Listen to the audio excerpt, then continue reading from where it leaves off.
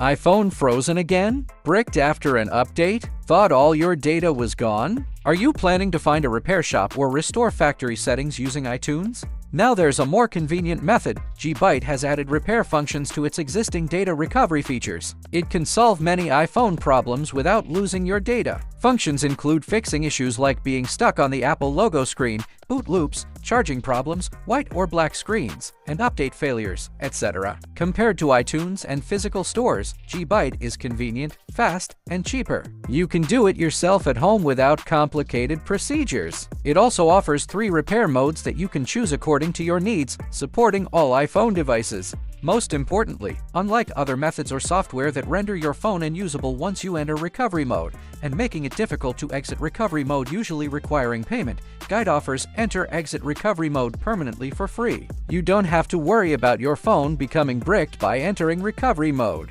So, whether it's a system crash or accidental data deletion, Gbyte can be your ultimate protection. Scan for free first, then decide whether to repair or restore.